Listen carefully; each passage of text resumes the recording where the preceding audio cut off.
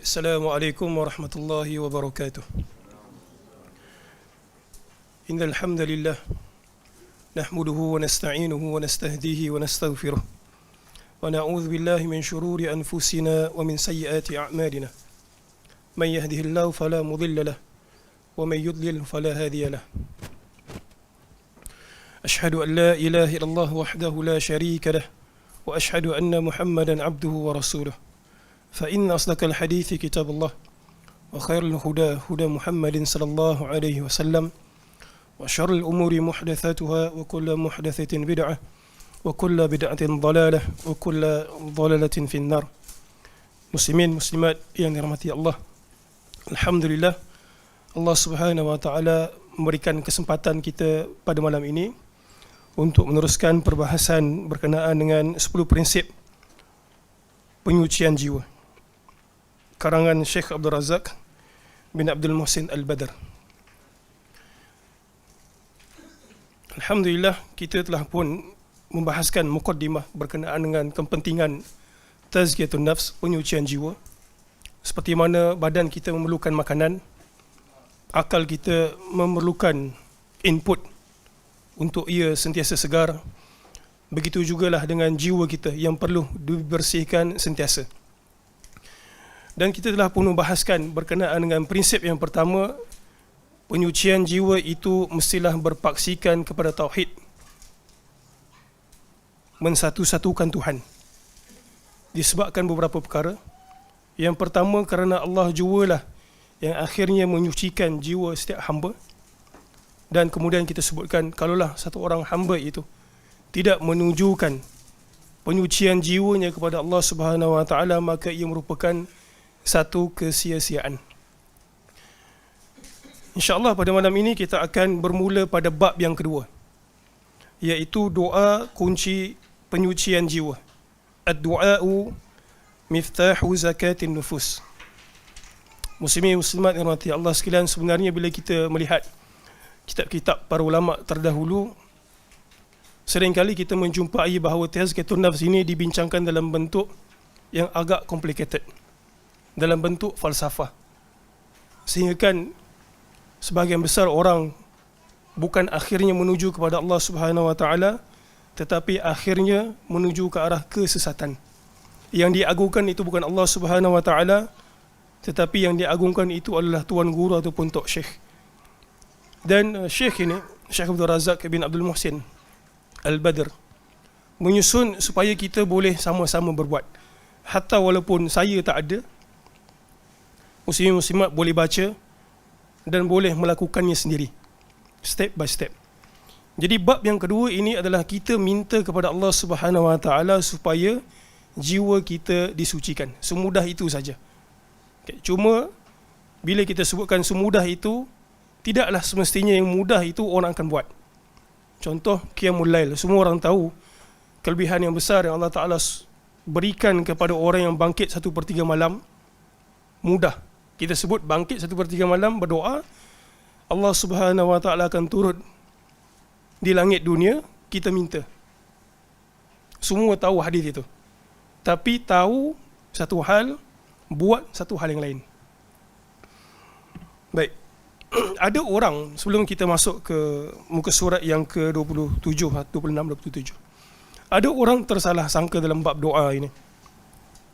Allah Subhanahu wa taala sebutkan ud'uni astajib lakum. Minta kepada aku akan kurniakan kepada kamu. Ini merupakan janji Allah Subhanahu wa taala. Okay. Ini merupakan janji Allah Subhanahu wa taala, ud'uni astajib lakum.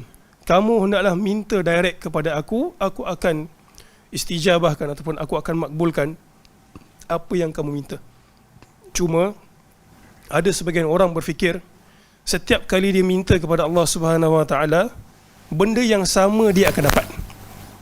Benda itu tidak jadi seperti itu. Kita yakin dan percaya berdasarkan ayat ini, apa sahaja yang kita doa kepada Allah Taala itu merupakan satu kebaikan. Bahkan Nabi SAW sebut, ad-du'a'u huwal ibadah. Doa angkat tangan itu sendiri considered sebagai berpahala, diberikan ganjaran oleh Allah Subhanahu wa taala plus apa yang kita minta. Cuma tinggal lagi Allah Subhanahu Wa Taala dengan hikmahnya tahu boleh jadi apa yang kita minta itu tidak baik untuk kita. Satu. Yang keduanya, ada sebahagian orang salah sangka dengan diistijabahkan doa, dimakbulkan doa, bahawa dia itu masuk ke daerah keramat. Tidak semestinya. Saya ulang sekali lagi. Ada sebahagian orang menyangkakan bahawa apabila dia berdoa kepada Allah Ta'ala dan doa itu dimakbulkan olehnya, maka dia mencapai makam keramat. Tidak semestinya, muslim-muslimat. Tetapi Allah Subhanahu Wa Ta'ala memustajabkan doa disebabkan rahmatnya kepada kita. Bukan bila kita minta dapat, kita pun kata aku ni makam tinggi, aku ni makam mulia. Boleh jadi dan boleh jadi tidak. Jadi ini dua salah faham berkenaan dengan doa. Muka surat 27. Qala an-nabiy alaihi salatu wassalam, laisa syai'un akrama 'ala Allah Ta'ala min ad-du'a. Tidak ada sesuatu pun yang paling mulia bagi Allah Subhanahu Wa Ta'ala daripada berdoa. Kenapa? Kerana perinciannya itu ada kat bawah. Kenapa di sisi Allah Subhanahu Wa Ta'ala doa itu merupakan di antara perkara yang bila satu orang buat, Allah Ta'ala memuliakannya. Fad-du'a'u min afdalil ibadati inda Allah li'anna fihi. Baik, kenapa boleh jadi akrama inda Allah? Akrama ala Allah. Kenapa boleh jadi doa itu di antara perkara yang Allah Ta'ala muliakan? Kata, li'anna fihi izharan lil ajaz. Kerana orang mengangkat tangan berdoa kepada Allah Ta'ala, dia mempamerkan bahawa dia itu lemah. Yang mungkin sebahagian orang solat pun tak ada perasaan ini. Kan contoh orang kena kanser, doktor kata awak ni boleh hidup sekian-sekian waktu, dia pun angkat tangan.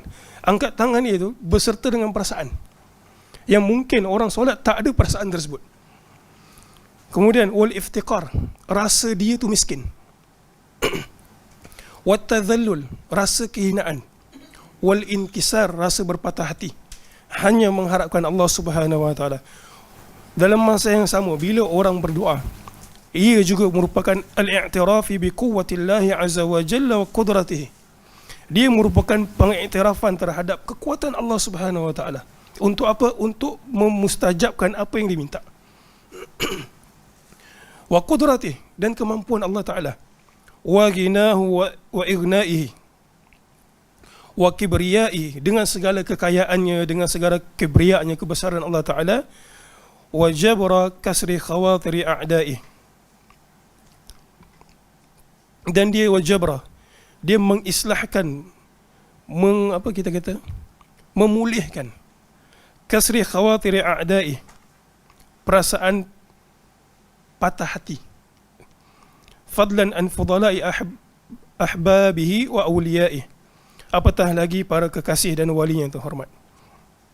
Walahu atharun azim fi fathi abwabil khair. Itu sebab doa ni, bila satu orang boleh angkat tangan untuk berdoa, ketahuilah bahawa dia telah pun diberikan kunci terhadap kebaikan. Itu sebab tajuk pada bab ini adalah doa miftah, dia kunci. Bila kita sebut kunci, dia membawa kita kepada khazanah apa yang berada di sebalik sesuatu pintu. Jadi kunci itu sebelum kita nak buka pintu, kuncinya adalah doa. Walahu atharun azim fi fathi abwabil khair, kama qala Syekhul Islam fi wasiyatihi li Abil Qasim Al-Maghribi. Abul Qasim Al-Maghribi ini namanya adalah Husain bin Ali. Abul Qasim Al-Maghribi itu namanya adalah Al-Husain bin Ali. Dia merupakan salah seorang menteri yang berada dekat Maghribi. Ibnu Taimiyah pesan dekat dia, dia kata, ad-du'a'u miftahu kulli khair. Doa merupakan kunci pada setiap kebaikan. Dan Ibnu Taimiyah berpesan lagi, katanya, wala yu'ajjal fayaqul qad da'awtu falam yastajib li wal yakhtar al-awqat al-fadilah. Maka bila berdoa jangan isti'jal. Isti'jal apa? Minta doa kepada Allah Ta'ala, kata kenapa tak dimakbulkan lagi? Kenapa tak dimakbulkan lagi? Tugas kita adalah bukan untuk dimakbulkan apa yang kita minta. Tugas kita adalah berdoa kepada Allah Ta'ala. Dan Ibnu Taimiyah pesan, tak ada kat sini, dia potong sekerat saja, saya nukilkan perkataan dia. dan hendaklah dia memilih waktu yang paling afdal. Kita tahu semua kan waktu paling afdal 1/3 malam, hari Arafah, ketika bersafar, bermusafir, ketika konvoi dan sebagainya. Itu adalah tempat mustajab doa. فَكُلُّ خَيْرٍ تَرْجُوهُ لِنَفْسِكَ وَتُرِيدُهُ مِنْ خَيْرَةِ الدُّعَاءِ وَالْآخِرَةِ فَاطْلُبْهُ مِنَ اللَّهِ وَالْجَأْ إِلَيْهِ فِي نَيْلِهِ وَتَحْصِيلِهِ وَقَدْ وَعَدَ اللَّهُ سُبْحَانَهُ وَتَعَالَى مَنْ دَعَاهُ وَالْتَجَأَ إِلَيْهِ بِالْإِجَابَةِ. Sesungguhnya Allah Subhanahu wa taala memberikan janjinya terhadap orang yang berdoa, waltaja'a. Dia doa dan juga iltaja'a. Apa maksud iltaja'a? Berharap. Iltaja'a itu maksudnya adalah dia berharap. Dia ada perasaan sebenarnya doa. Doa ni dikena selit dengan perasaan. Dia tak boleh jiwa yang lalai berdoa angkat tangan kepada Allah Subhanahu wa taala. Dia kena ada perasaan kita rasa tazallul, kita rasa iftiqar, lalu kita angkat tangan. Minta doa. Mengangkat tangan merupakan salah satu sebab Allah Subhanahu wa taala mengistijabahkan doa, memakbulkan doa. Allah Subhanahu wa taala berfirman, "Wa qala rabbukum ud'uni astajib lakum." Baik. Ada satu pesan Umar bin Khattab. Ini pesan yang sangat menarik. Katanya apa? Inni la ahmilu hammal ijabah. Sesungguhnya aku ini tidak menanggung kepentingan untuk doa itu dimustajabkan. Itu bukan peranan manusia untuk bila mustajab. Kita berharap agar ia segera makbul. Tapi kita tidak menanggung tanggungjawab untuk menunaikan apa yang kita minta. Itu sebab Amirul Mukminin kata apa? Inni la ahmilu, aku tidak menanggung hammal ijabah walakin hammad du'a. Tetapi yang menjadi taklif kepada aku adalah kepentingan untuk berdoa. Baik, Umar kata, ini patut ditulis dekat kita punya ruangan yang selalu kita tengok. Umar kata apa? Fa idza ulhimtu du'a. Sekiranya aku diberikan ilham untuk berdoa, fa innal ijabata ma'ahu. Ijabah itu akan datang bersama dengan doa. Yang penting itu engkau ada perasaan nak berdoa. Dia punya istijabah itu datang bersama dengan engkau mengangkat tangan doa kepada Allah Ta'ala.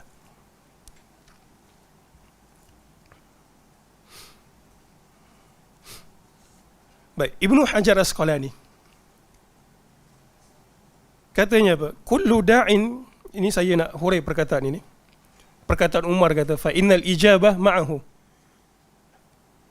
Yang penting engkau diilhamkan untuk berdoa, dia punya mustajab itu, dia punya kemakbulan itu akan datang bersama. Ibnu Hajar Asqalani kata apa? Kullu du'ain yustajab lahu. Setiap doa sebenarnya, Ibnu Hajar kata apa? Diberikan makbul, dimakbulkan oleh Allah Subhanahu wa taala. Tinggal lagi Ibnu Hajar kata apa? Walakin tatanawwa'al ijabah. Tetapi makbul doa tu dia pelbagai. Seperti mana yang saya sebutkan tadi, tidak semestinya apa yang kita minta itu datang exactly apa yang kita minta. Kerana Allah Ta'ala dengan hikmahnya tahu apa yang sesuai dengan apa yang kau minta. Dia kata apa? Fatratan taqa'u bi'ainin ma da'a bihi. Boleh jadi kadang-kadang engkau doa, Allah Ta'ala berikan apa yang kau minta. Exactly. Bi'ainin. Minta apa? Minta kereta. Dia sebut lagi secara spesifik. Biasa orang suka kereta apa? Honda. Minta kereta Honda gitu. Datang exactly Honda. Ibnu Hajar kata, wataratan bi'iwadhi. Boleh jadi kadang-kala Allah Ta'ala tak tunaikan apa yang kamu minta exactly, tapi dengan ganti. Dia minta Honda tapi gaji itu tak cukup. Allah Ta'ala gantikan dengan kereta lain yang dia boleh tanggung, tak banyak kerosakan mungkin. Bukan saya kata Honda tak bagus, tak. Sebagai contoh saja. Bi'iwad. Ibnu Hajar sekalian ni kata, setiap doa itu makbul.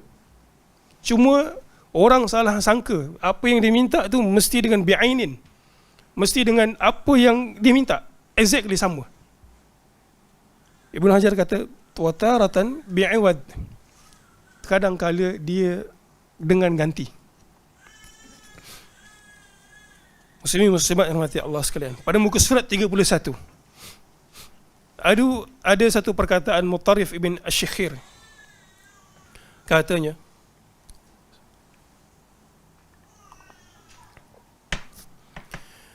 تذكرت ما جماع الخير فإذا الخير كثير الصوم والصلاة وإذا هو في يد الله عز وجل وإذا أنت لا تقدر على ما في يد الله عز وجل إلا أن تسأله فيعطيك فإذا جماع الخير الدعاء. Mutarif Ibn Syihir menyebutkan, katanya, tadhakkartu ma jima'ul khair, aku teringat akan jima'ul khair. Jima' maksudnya apa dia terjemah kat situ? Himpunan. Okay, jima' tu maksudnya berhimpun. Itu yang kita sebut sebagai melakukan hubungan suami isteri pun sama juga, jima' sebab dia berhimpun. Jadi Mutarif bin Syihir kata, aku teringat apakah himpunan kebaikan. Lalu dia sebut puasa kebaikan, solat kebaikan, dan kesemua itu wa idza huwa fi yadillahi azza wajal, dan kesemua itu diberikan taufik untuk buat kebaikan-kebaikan ini berada pada tangan Allah Taala. Wa idza anta la taqdiru ala ma fi yadillah, dia kata, kalaulah kamu semua tidak mampu terhadap apa yang berada di tangan Allah, illa an tas'alahu fayu'tiyaka, melainkan engkau minta dan dia kurniakan kepadamu. Apa dia tu? Tu dia sebut kat situ, minta. Yang demikian itu, fa idza jima'ul khair ad-du'a, yang demikian itu himpunan terhadap seluruh kebaikan adalah doa. Wa fi bab at-tazkiyati sahha 'an an-nabi sallallahu alaihi wasallam annahu qala fi du'a'ihi Allahumma ati nafsi taqwaha wa zakkiha anta khairu man zakkaha anta waliyuha wa maulaha. Jadi bila kita dah sebut kesemua sekali tentang kepentingan doa, kita perlu minta kepada Allah Subhanahu wa taala, dia merupakan kunci kebaikan. Tajuk kita ini tentang tazkiyatun nafs. Maka jangan pergi kepada syekh, tok guru dan sebagainya. Pergi kepada Allah, minta ke Allah untuk disucikan hati. Itu sebab di antara doa Nabi yang patut kita hafal, Allahumma ati, ya Allah berikanlah nafsi, jiwaku, taqwaha, akan ketakwaannya. Sebab apa muslim-muslimat? Takwa kita ini pandai hilang. Takwa kita ini pandai hilang. Dulu mungkin ada sebagian orang menjaga pandangan mata. Dia bergaul dengan banyak orang, tempat kerja, masyarakat dia, tempat dia tinggal. Lama-lama dia terikut. Bukan tidak. Mungkin dulu ada orang yang, siapa yang pernah pergi institut ataupun pusat-pusat yang mengaji ni, macam Darul Quran, dia tahu tempat itu memang masuk memang tenang. Orang baca Quran kat situ kan, tak buat benda lain, baca Quran. Siapa yang pernah ke pusat seperti itu, dia tahu masuk situ rasa macam tenang jiwa, tak cakap benda-benda yang tak senonoh, cakapnya pun Quran, takwa. Macam datang Baitul Salam ni kan, tak adalah orang datang Baitul Salam nak cerita pasal jualan dan sebagainya. Walaupun ada jugalah kadang-kadang, tapi ya, kita takwa kita tu naik. Tapi bila kadang-kadang kita pergi ke tempat lain, kita bergaul dengan manusia lain, takwa kita tu seolah-olah bukan tak ada, dia macam merosot. Nabi SAW minta, muslim-muslimat, Nabi itu siapa? Sebaik-baik manusia, Rasul dan juga Anbiya, pun dia minta takwa terhadap dirinya. Jadi kita apatah lagi, kita pun bacalah Allahumma ati nafsi taqwaha, ya Allah, ati, datangkan, berikan terhadap jiwaku ini takwa, akan ketakwaannya. Wa zakkiha, dan sucikanlah ia. Anta khairum man zakkaha, dan engkaulah yang sebaik-baik menyucikannya. Anta waliyuha, engkau merupakan walinya, maksudnya yang mengawal hati kita ini merupakan Allah Ta'ala. Wa maulaha, dan juga pelindungnya. Wa fi hadha ad-du'a isyaratun wa tanbihun ala, muka surat 33, anna tazkiyatan nufusi biadillah. Doa ini katanya mengisyaratkan sesungguhnya tazkiyatun nafs. Nabi minta ke Allah Ta'ala kan. Jadi ini merupakan isyarat bahawa jiwa itu hanya disucikan bila kita kembali kepada Allah, bila kita minta kepada Allah. Alamil ghuyub, kerana Allah Ta'ala tahu tentang perkara gaib, apa yang berlaku, sedang berlaku dan akan berlaku. Wa anna wa anna miftahaha al-a'zam huwa ad-du'a, dan kuncinya yang paling agung sekali adalah doa. Wal iftiqaru ila Allah Ta'ala, dan juga berasa miskin. Iftikar itu merasa memerlukan kepada Allah Subhanahu wa Ta'ala. Baik. Cuba kita lihat di bahagian bawah itu, muka surat 33 itu. Pengarang ini menyebutkan, dia kata, walihadha kana aktharu du'a'in Nabi sallallahu alaihi wasallam. Doa Nabi ini ada banyak. Dan doa yang Nabi sallallahu alaihi wasallam lazimi pun ada banyak. Di antara yang Nabi lazimi doa adalah tentang meminta hati itu tetap. Apa doanya? Ya muqallibal qulub, wahai yang membolak-balikkan jantung hati, thabbit, tetapkan qalbi ala dinik, terhadap agamu. Jadi bila kita pergi ke tempat yang mungkin tidaklah sebagus tempat yang kita berada dulu, contoh orang bagi tazkirah, ada pusat pengajian dan sebagainya, sekurang-kurangnya kita bila futur tahu kan, merasa down, merasa tidak termotivasi untuk melakukan amal soleh, sekurang-kurangnya kita tidak menjangkaui batas, dan sekurang-kurangnya kewajipan Allah Ta'ala berikan kepada kita tu kita buat. Ada orang futurnya sampai wajibat itu ditinggalkan, bukan setakat mubahat ataupun mandubat, perkara-perkara sunat, dibaca Quran dan sebagainya itu tidak dilakukan, bahkan wajibat itu pun ditinggalkan. Jadi kita tak nak bila kita pindah daripada satu tempat kepada satu tempat, satu keadaan kepada satu keadaan, kita punya futur tu terlalu futur, sampaikan wajibat kita tinggalkan, muharramat kita ambil. Waliyazubillah. Doa Nabi ini minta ditetapkan hati, dan kita juga patut minta kepada Allah Ta'ala agar hati kita itu ditetapkan. Sama ada kawan-kawan yang bagus ke, sama ada ustaz ataupun tidak, memberikan tazkirah ataupun nasihat, hati kita itu tetap. Kalaupun futur, seperti mana yang saya sebutkan tadi, tidak futur sampai meninggalkan wajibat ataupun melakukan muharramat. Fama tajtama' 'ala al-'abdi qalbuhu wa sadaqat daruratuhu wa faqatuhu wa qawiya raja'uhu wa lam yata'ajjal al-ijabah wa taharra al-awqat al-fadilah fala yakadu yaruddu du'a'uhu. Apabila seorang hamba ijtama'a 'alal 'abdi qalbuh, dia punya hati menjadi bulat. Ijtama'a itu maksudnya berhimpun, menjadi bulat hatinya. Wa sadaqat daruratuhu wa faqatuhu, dan betul-betul dia punya rasa darurat itu, rasa memerlukan, rasa kehilangan itu, perlu benda ni. Wa qawiya raja'u, dan perasaan itu berharap kuat kepada Allah Ta'ala. Dan walam yata'ajjali, sebenarnya ini merupakan himpunan daripada nas-nas. Kalau kita baca apa yang berada pada nas Nabi, macam mana nak istijabah doa dan sebagainya, ada pada petikan ini, perenggan ini.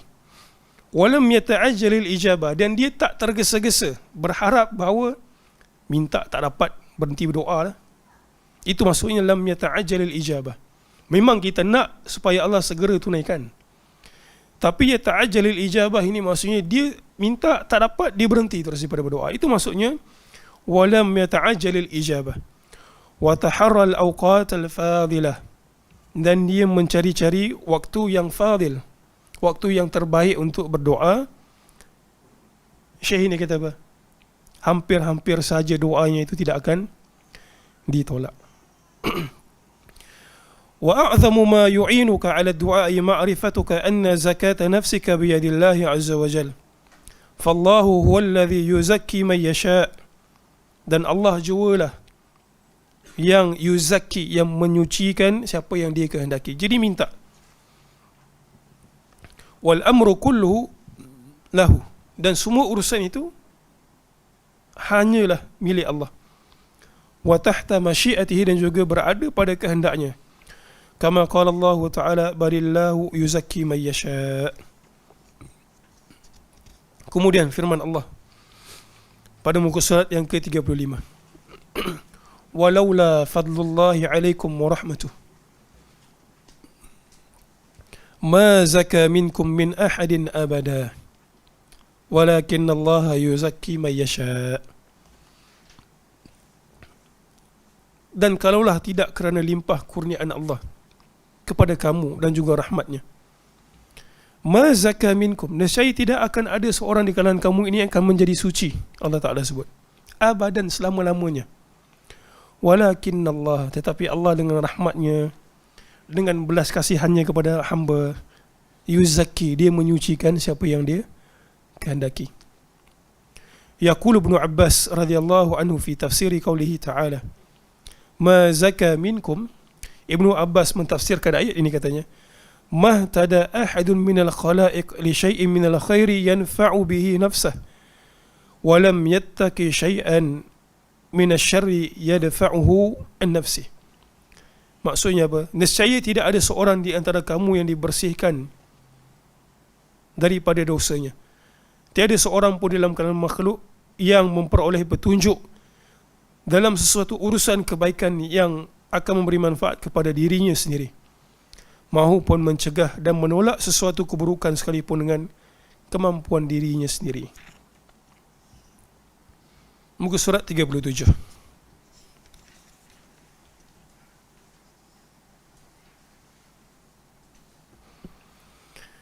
Ay kullu dhalika innama huwa bimahdhi fadlillahi azza wa jal. Kesemua ini merupakan semata-mata fadlillah, kurniaan Allah terhadap makhluk. Jadi muslim-muslimat, bila kita tahu bahawa ini merupakan kurniaan Allah, jadi kita tidak akan minta selain daripada Allah.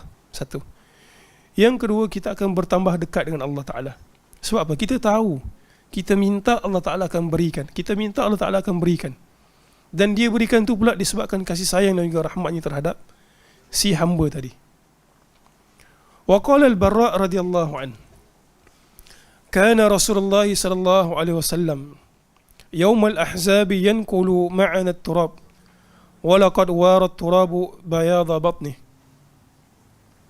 Barra' bin Azib radhiyallahu an, kita tahu bahawa perang Ahzab ini merupakan di antara perang kritikal. Nama lain bagi perang Ahzab adalah perang Khandaq, di mana kaum musyrikin berpakat untuk menyerang Madinah dan cadangan Salman Al-Farisi untuk digalikan parit yang dalam supaya mereka tidak dapat menyeberang. Dan Nabi SAW di antara yang bekerja sekali untuk menggali parit. Dan bila gali parit berdebu, Al-Barra' menukilkan, katanya, sampai aku nampak perut Nabi yang putih itu pun berdebu sekali. Masuk debu sampai masuk ke dalam. Ketika Nabi SAW tu menggali parit, ni susah ni, keadaan susah ni, Nabi SAW mengungkapkan apa?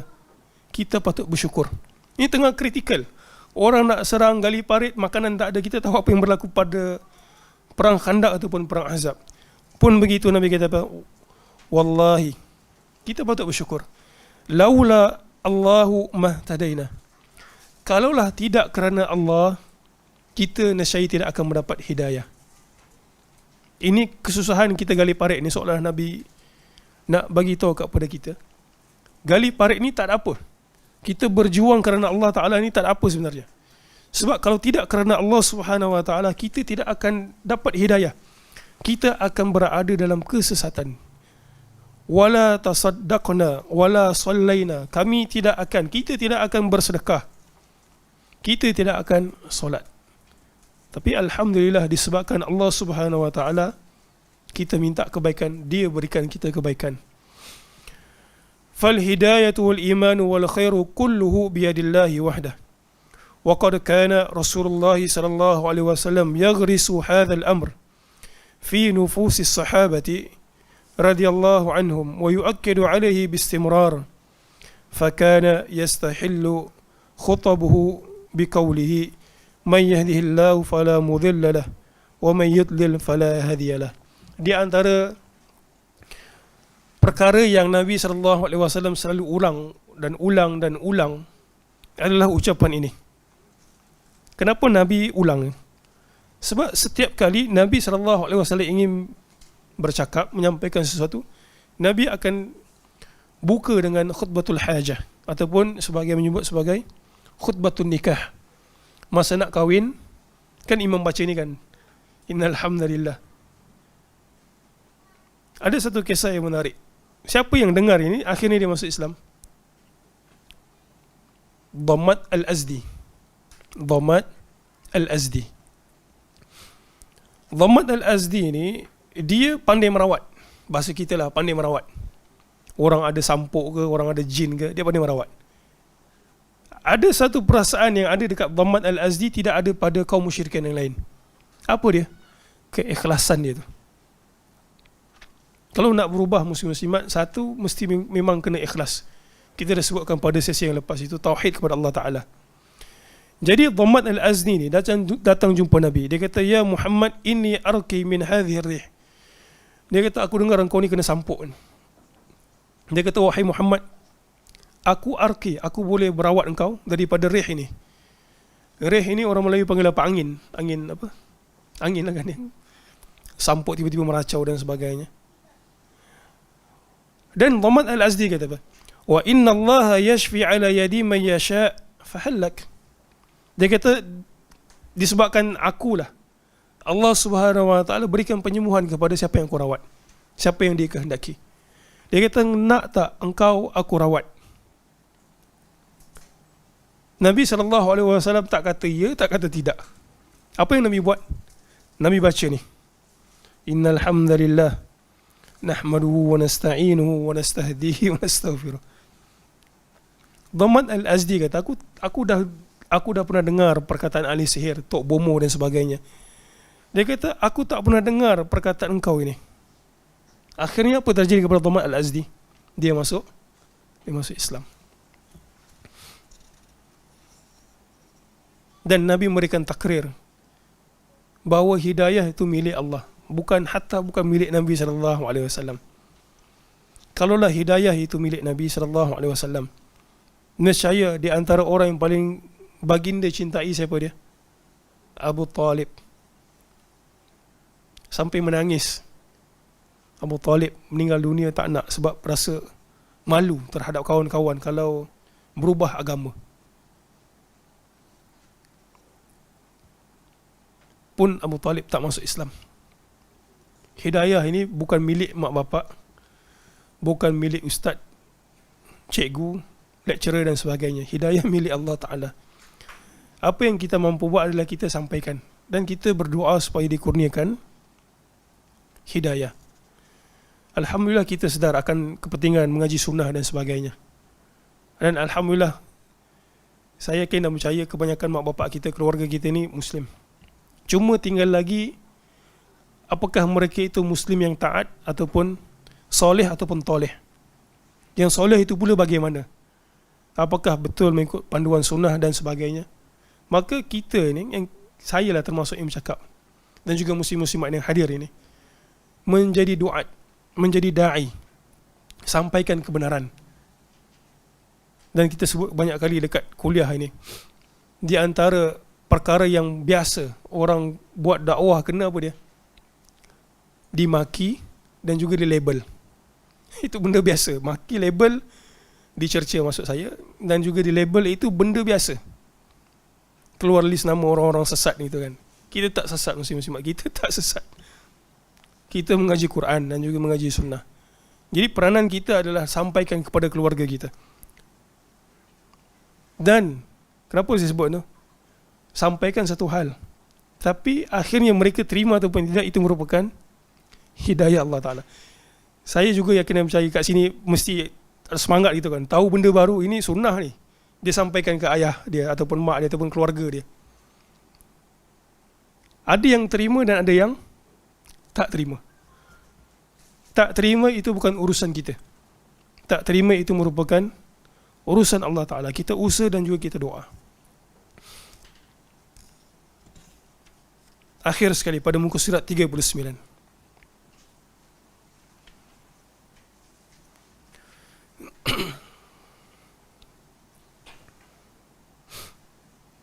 فهذا الأصل أعظم الأبواب لتزكية النفس فمن علم أن صلاح نفسه وزكاتها واستقامتها بيد الله عز وجل لجأ إليه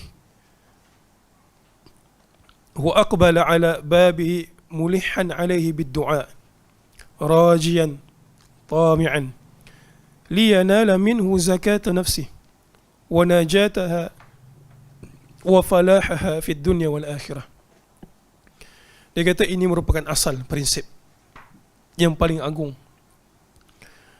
daripada pintu gerbang untuk menyucikan jiwa. Siapa yang sedar, siapa yang tahu anna salaha nafsi, bahawasanya eloknya jiwanya itu, sucinya jiwanya itu, istiqamahnya jiwanya itu berada pada tangan Allah Subhanahu wa taala, maka dia akan berharap kepada Allah Taala, menghadap pintunya dalam keadaan merintih kepadanya dengan berdoa serta penuh pengharapan untuk mendapatkan daripadanya penyucian jiwa, keselamatan, kejayaan di dunia dan juga di akhirat.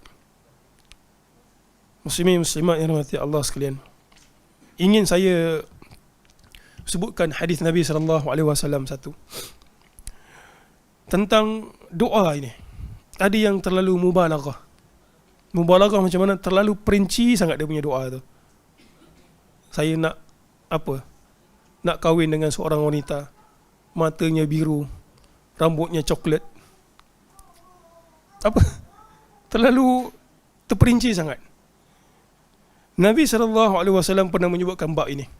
Nabi kata apa? Inna sayakuna fi hadhihi al-ummah, sesungguhnya pada umat ini, qaumun ya'tadduna fi at-tuhuri wad-du'a, ada orang yang melampaui batas dalam bab bersuci. Pernah tengok tak orang mubalaghah dalam bab suci ni? Benda yang tak ada dia ada-adakan. Benda yang mudah disusahkan, bab bersuci. Dan dalam hadis riwayat Abu Dawud ini, dan doa Nabi kata, doa itu, doa ini terlalu melampau-lampau batas. Melampau-lampau batas ini bukan maksudnya kerap berdoa. Kerap berdoa bagus. Kita doa, nak tunggu di antara maghrib, isyak doa, di antara dua azan dan juga iqamat doa. Tetapi melampau-lampau itu maksudnya terlalu perincian doa itu. Muslimin semua rahmati Allah sekalian. Dalam ada satu syair, selalu juga syair ini disebutkan. Ini sebagai penutup bab ini. Allahu yakdabu in tarakta su'alahu. Ini syair ni sebutlah. Wa buniyyu Adam hina yus'al yaghdabu. Pernah dengar ni syair ni? Apa syair ni sebut? Katanya apa? Allahu yakdabu, sesungguhnya Allah Ta'ala marah, murka. In tarakta su'alahu, kalau engkau meninggalkan minta kepada dia. Maksudnya kita tak doa kepada Allah, Allah Ta'ala murka. Sebab dia yang patut kita minta. Wa buniyyu Adamu, syair ni sebut, dan anak Adam hina yus'al yaghdabu, anak Adam pula terbalik. Kalau engkau minta kat dia, apa jadi? Dia akan rasa jengkel dan juga dia akan rasa marah. Itu perbezaan kita minta dengan Allah Subhanahu wa taala dan juga minta dengan anak Adam. Allahu yakdabu in tarakta su'alahu wa buniyyu Adamu hina yus'al yaghdabu. Itu syair itu. Alhamdulillah, sempurna bab yang kedua. Bab yang ketiga, Al-Quran Al-Karim adalah sumber penyucian jiwa. Al-Quranul Karimu manba'. Manba' ini mata air ataupun punca. At-tazkiyati wa ma'inuha.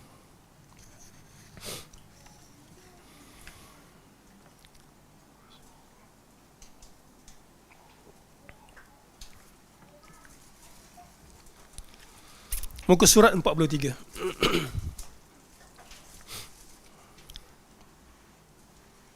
Al-Quran itu ada definisi khusus. Sehingga Al-Quran itu tidak ada keraguan padanya. Apa maksud Al-Quran? Kalamullah yang diturunkan kepada Muhammad sallallahu alaihi wasallam Sebab kalau diturunkan kepada Nabi lain, dia tak jadi Al-Quran. Dia boleh jadi Zabur, Taurat, Suhuf dan sebagainya. Kemudian melalui perantaraan Jibril. Al-Quran mesti turun melalui perantaraan Jibril. Berbeza dengan hadis kursi yang boleh melalui ilham, boleh melalui mimpi dan sebagainya. Al-Quran mesti melalui perantaraan Jibril. Dan mengandungi mukjizat. Disampaikan secara mutawatir. Mutawatir apa maksud mutawatir? Mutawatir adalah bentuk periwayatan daripada jumlah yang ramai kepada jumlah yang ramai, begitu pada setiap generasi. Disebabkan jumlah yang ramai itu mustahil berlakunya pendustaan. Mustahil berlakunya pakatan untuk mengubah Al-Quran. Bahkan Nabi SAW bila Al-Quran turun, Nabi akan panggil kutabul wahyi, panggil penulis wahyu, sehingga tidak patut ada keraguan pada Al-Quran itu. Exactly ia turun, begitulah ia sampai kepada kita. Dan membacanya dianggap sebagai ibadah. Itu adalah Al-Quran. Baca saja, tanpa tahu makna, tak tengok tafsir, tak tengok terjemah, baca itu saja dikira sebagai ibadah. Itu adalah ta'rif Al-Quran. Allah Subhanahu wa taala berfirman pada ayat muka surat ke-43 itu, Ali Imran, laqad manallahu 'alal mu'minin idh ba'atha fihim rasulah min anfusihim yatlu 'alaihim ayatihi wa yuzakkihim wa yu'allimuhumul kitaba wal hikmah fa'a'zamu ma tazku bihi an-nafsu al-Qur'anul Karim alladhi huwa kitabut tazkiyati wa manba'uha wa ma'inuha wa masdaruha faman arada li nafsi tazkiyah falyatlubha fi kitabillah. Katanya perkara teragung yang satu orang manusia itu boleh sucikan jiwanya dengannya adalah Al-Quran Al-Karim. Alladhi, yang huwa kitabut tazkiyah, kitab penyucian. Wa manba'uha wa ma'inuha wa masdaruha, asas dan juga sumbernya. Faman arada li nafsi tazkiyah, siapa yang nak sucikan jiwanya, falyatlubuha, maka dia minta kepada Allah Ta'ala melalui Al-Quran. Apa maksud minta kepada Allah melalui Al-Quran? Baca Quran. Minta melalui Allah Ta'ala sucikan jiwa kita melalui Al-Quran. Maksud apa maksud dia? Baca Quran. Lebih sikit baca tafsir, supaya ia meresap dalam jiwa kita. Qala Ibnu Abbas radhiyallahu an.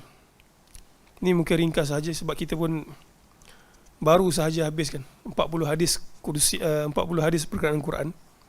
Jadi kebanyakan apa yang kita baca ini telah pun kita baca masa sesi tersebut. Qala Ibnu Abbas radhiyallahu anhuma, dhaminallahu liman ittaba'a al-Qur'ana alla yadhilla fid dunya wa la yashqa fil akhirah. Thumma tala faman ittaba'a hudaya fala yadhillu wa la yashqa. Ibnu Abbas kata apa? Allah Subhanahu wa taala dhamina. Apa maksud dhamina? Berjanji. Liman ittaba'a al-Quran, siapa yang follow Al-Quran, alla yadhilla fid dunya, dia tidak akan sesat dekat dunia, wala yashqa fil akhirah, dia tidak akan sengsara dekat akhirat. Kemudian Ibnu Abbas baca ayat Quran, firman Allah, faman ittaba'a hudaya fala yadhillu wala yashqa, siapa yang mengikut petunjuk aku, fala yadhillu, dia tidak akan sesat, wala yashqa, dan juga dia tidak akan sengsara. Kemudian pada muka surat 45, qala Allah Ta'ala, ya ayuhan nasu qad ja'atkum maw'izatun min rabbikum wa shifaa'un lima fis sudur wa hudaw wa rahmatun lil mu'minin. Wahai sekalian manusia, qad ja'atkum maw'izatun min rabbikum, sesungguhnya telah datang kepada kamu mau'izah, pemberi peringatan, min rabbikum, daripada Tuhan kamu, wa shifaa'un lima fis sudur, dan yang menjadi penawar terhadap apa yang berada fis sudur, di dada, maksudnya penyakit batin.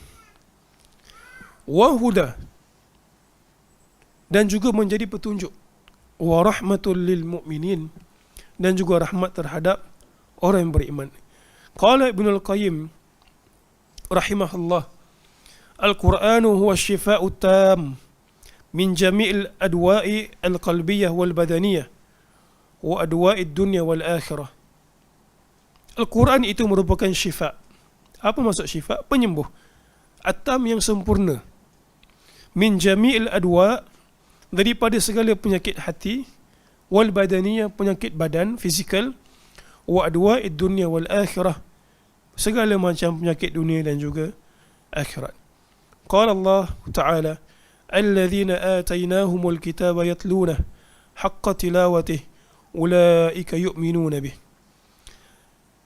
Dan orang-orang yang kami berikan kitab kepadanya, yatluna haqqa tilawatih, membacanya dengan haqqa tilawatih, membaca dengan sebenar-benar bacaan. Apa maksud membaca dengan sebenar-benar bacaan? Baca dan juga mengamalkan. Itu maksud haqqa tilawatih, bukan sekadar baca bertajwid, tetapi haqqa tilawatih maksudnya adalah baca dan juga beramal. Orang yang baca dan juga beramal, ini Allah Ta'ala kata, ulaika yu'minuna bih, inilah orang yang beriman dengannya. Dengannya apa? Dengan Al-Quran. Wa tilawatul kitabi haqqa tilawatih takunu bi qiraati wa hifdhi, membaca Al-Quran dengan sebenar-benarnya, takunu bi qiraatihi, iaitu dengan membacanya, wa hifdhihi, menghafalnya, wa fahmihi wa tadabburihi, faham dan juga mentadabbur, wal amali bihi, dan juga beramal. Kama fassarahu bidzalika as-sahabatu wat tabi'un, seperti mana yang para sahabat dan juga tabi'in mentafsirkan. Kat sini baca dan juga amal itu mungkin mudah. Ada satu perkara yang susah yang disebut kat sini. Apa dia? Wa hifdhihi, menghafal Al-Quran. Berdosa tak kalau tak hafal Quran? Muslim-muslimat, berdosa tak kalau tak hafal Quran? Kalau berdosa maksudnya kita berdosa lah sekarang ni kan, tak hafal Quran. Tapi ada satu perkataan Nabi SAW yang berikan kita galakan ataupun teguran. Memang kena hafal Al-Quran. Kita ada banyak masa lapang. Boleh scroll FB, boleh main apa WhatsApp, main apa. Apa biasa orang suka main? PUBG Apa? ML? Apa tu? Saya tak tahulah, mainan tu lah. Dari satu sudutnya mungkin tidaklah haram, tapi sisakan masa kita sikit untuk hafal Quran. Sebab Nabi SAW kata apa? Innal ladzi laisa fi jawfihi syai'un minal Quran, seseorang yang tidak ada di benak hatinya, fi jawfi maksudnya benak hatinya itu, sedikit pun daripada Al-Quran, maksudnya dia tak hafal langsung. Nabi kata apa? Kal baitil kharab. Apa maksud baitul kharab? Rumah yang rosak, pincang. Rumah yang kosong itu tapi tak ada apa-apa dalam dia. Jadi ini memberikan teguran kepada kita, ambil masa sikit hafal Quran. Siapa yang hafal Quran, dia akan tahu susahnya itu, susah yang penuh dengan keindahan. Bila dapat hafal itu kemudian boleh baca semula itu, subhanallah. Dia ada satu perasaan yang penat main bola lain. Penat apa bahasa orang suka, konvoi lain. Penat penat apa? Penat jogging lain. Penat hafal Quran ni muslim-muslimat, dia lain. Percayalah. Siapa yang pernah hafal Quran, masuk ke mana-mana lah, mungkin ada yang dia rezekikan, mungkin ada yang tak direzekikan, dia tahu bahawa hafal Quran itu merupakan satu nikmat. Boleh bangkit pada waktu malam, baca semula, kemudian dibaca pula masa solat. Pahalanya itu berganda-ganda. Lain, sungguh lain. Itu sebab Nabi kata apa? Innal ladzi laisa fi jawfihi syai'un minal Quran, siapa yang tidak ada di benak hatinya itu sedikit pun daripada Quran, kal baitil kharab, umpama rumah yang pincang, rumah yang rosak. Ada rumah-rumah boleh stay kat situ lah, tapi tak sedap nak duduk. Jadi memang kena hafal Quran. Kita masih lagi, berapa agak umur kita? Ada dalam 70 gitu. secara puratanya 60-70 lah. Berdasarkan hadis Nabi itu kan, umur umat aku. Katalah kita sekarang ni berapa? Ada yang 30, ada yang 20, ada yang 40. Tak terlambat untuk hafal Quran. Serius. Tak terlambat untuk hafal Quran. Sama, ini bukan sekadar lelaki. Perempuan juga kena hafal Quran.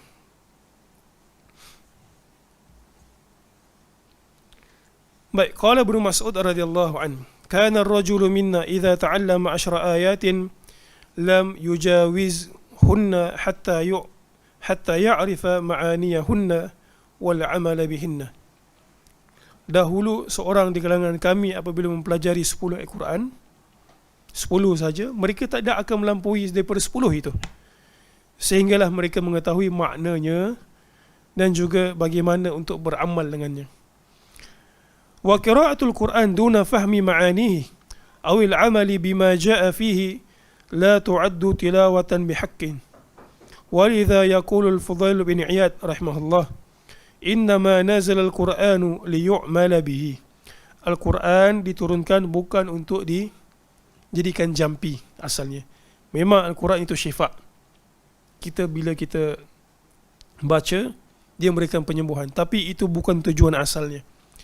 Tujuan asalnya kita dapat hidayah, kemudian kita beramal. Dia macam bunyi klise gitu kan. Kita hendaklah berpegang kepada Quran. Kita hendaklah berpegang kepada Quran dan Sunnah. Apa maksudnya berpegang Quran dan Sunnah? Kita ambil satu ayat dalam surah Al-Hujurat. Surah Hujurat ni surah yang sangat recommended. Kalaulah dekat satu-satu institusi tu porak-poranda. Sebab surah Al-Hujurat ni bagi tahu kita bagaimana nak bermuamalah sesama Muslim. Jangan mengumpat, jangan suuzon, jangan berburuk sangka, jangan menghina satu sama lain. Ini surah yang sangat cemerlang. Kalaulah kan syarikat kadang buat motivasi, cuba khurai surah Al-Hujurat ini. Surah, sebahagian menyebutkan nama lain bagi surah Al-Hujurat ada surah tu Al-Adab. Adab kita sama Muslim. Jadi apa maksud kita berpegang, beramal dengan, bila kita baca surah Al-Hujurat, Allah Subhanahu Wa Taala larang kita daripada berburuk sangka. Kita jangan buruk sangka. Ada satu orang sahabat menjerit dekat Nabi, luar rumah Nabi. Allah Ta'ala turunkan suratul Hujurat. Jadi kita pun kalau nak bercakap janganlah mekik gitu. Itu maksudnya. Kita baca, oh gini rupanya. Kita amal. Dan banyak lagi lah. Baik. Dan yang terakhir, alhamdulillah, ke-49. Wa idza akramallahu abdahu bi tilawatil Qur'an wa tadabburihi wa mujahadatin nafs 'ala al-'amali bihi nala min at-tazkiyati aw faza nasib. Bila Allah Subhanahu Wa Taala boleh jadikan kita baca Quran, ketahuilah itu merupakan satu penghormatan untuk kita. Nampak mudah kan baca Quran kan? Tapi cuba kita semak balik semula apa yang kita buat pada minggu lepas ataupun minggu ni lah. Berapa banyak kita baca Quran? Itu sebab menyebutnya itu mudah. Macam kita kata tazkiyatun nafs, doa. Menyebut senang. Tapi melakukan itu merupakan satu benda yang lain. Kalaulah satu orang itu boleh hafal Quran, baca Quran, itu merupakan satu kelebihan yang ada pada dia mungkin tidak digunakan kepada orang lain. Yang mungkin orang sibuk buat benda lain, dia pergi baca Quran, dia pergi hafal Quran. Ketahuilah itu merupakan makhluk yang Allah Subhanahu Wa Taala muliakan kerana membaca kalamnya. Muslimin muslimat rahmati Allah sekalian. Bila kita telusuri tentang Al-Quran ini, dia banyak adab dan sebagainya. Di antara yang salaf lakukan adalah menangis. Bahkan Nabi SAW ketika baginda meminta Abdullah bin Mas'ud untuk membacakan Al-Quran, baginda menangis. Dan menangis itu ada fadilat tak? Ada satu hadis dhaif riwayat Ibnu Majah. Ibku, menangislah. Fa in lam tabku fatabakau. Hadis itu lemah, cuma kita nukilkan. Kalau kamu tak boleh menangis, maka tabakau. Maksud tabakau? Buat-buat menangis. Buat-buat menangis ni senang ke susah? Susah. Saya rasa jadi pelakon antara benda yang kerja yang susah kot. Dia kena berpura-pura. Hadis ini dhaif, tapi adalah dalam riwayat itu, kalau tak boleh menangis, buat-buat menangis. Ada satu fadilat. Saya tutup sesi kita ini dengan fadilat menangis ini. Bila baca Quran boleh menangis, itu merupakan rahmat muslim-muslimat. Rahmat yang mungkin tidak semua orang boleh dapat. Dan nak boleh menangis ketika baca Quran ni macam mana? Kena faham makna. Engkau menangis sebab apa? Sebab aku tengok dia menangis, dia teriak gitu kan, aku pun nangis sekali lah. Dia perasaan tu beza. Ada satu hadis riwayat At-Tirmidzi. Saya tutup dengan hadis ini. Nabi SAW kata apa? La yalijun nara rajulun baka min khasyatillah hatta ya'ud al-laban fi ad-dar'. Nabi kata apa? La yalijun nara rajulun, seorang lelaki itu tidak akan masuk ke dalam neraka. Yalij maksudnya menempuh neraka, itu masuk dalam neraka. Disebabkan apa? Disebabkan baka min khasyatillah, kerana dia menangis takut akan Allah Azza wa Jal. Dan Nabi berikan seolah mustahil benda tersebut berlaku. Orang menangis takut kerana Allah Ta'ala, tiba-tiba Allah campak dia dekat neraka. Nabi kata apa? Hatta ya'ud al-laban fi ad-dar'. Umpama engkau masukkan, sehinggalah susu itu dimasukkan pada kantongnya. Boleh masukkan susu balik pada kantong susu? Tak boleh, benda itu mustahil. Nabi kata apa? Begitulah umpamanya orang yang menangis, dia memang takkan masuk ke dalam neraka kalau dia menangis kerana takut kepada Allah Ta'ala. Benda ini muslim-muslimat biasanya tidak berlaku secara berjamaah. Kita kumpul ramai-ramai, mari kita menangis. Benda itu kadang-kadang ada, tapi tak begitu. Bila orang boleh bangkit menangis depan Allah Ta'ala? Bila dia bersendirian. Itu sebab qiyamul lail itu sunnahnya adalah bersendirian. Walaupun ada yang sunnahnya secara berjamaah macam tarawih. Wala yajtami'u ghubaratun fi sabilillah wa dukhanu jahannam. Dan Nabi SAW kata apa? Tidak akan bercampur ghubarah. Ghubarah ni maksudnya adalah debu. Orang yang berjuang di jalan Allah Ta'ala melekat pada tubuh badan dia, dia tidak akan apa? Bercantum dengan dukhan. Maksud dukhan? Asap neraka jahannam. Jadi kita bagi usaha, boleh baca Quran sampai kita boleh menangis, kita boleh amal. Lebih baik daripada itu kita baca Quran selalu, kita cuba sikit-sikit hafal Quran. Hafal Quran ni mudahnya kalau ada guru yang garang. Kenapa tak hafal? Biasa kalau budak-budak dia tak terasa sangat sebab mak dia paksa. Tapi kalau kita terasa tu. Ni kenapa tasmid sikit je ni. Jadi cuba cari guru untuk hafal Quran. Dia insya-Allah lebih mudah berbanding dengan hafal seorang-seorang ataupun tasmid dengan keluarga sendiri. Tasmid dengan keluarga sendiri boleh, tak ada masalah. Tapi dia tak begitu disiplin. Dia memang kena pergi jumpa guru yang memang garang lah kalau boleh.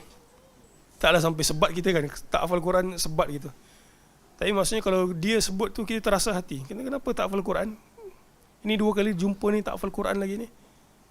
Dia susah gitu, kita rasa takut tu takut yang bagus. Takut menyebabkan kita boleh hafal Quran. Wallahu a'lam. Subhanakallahumma bihamdik asyhadu an la ilaha illa ant astaghfiruka wa atubu ilaik. Assalamualaikum warahmatullahi wabarakatuh.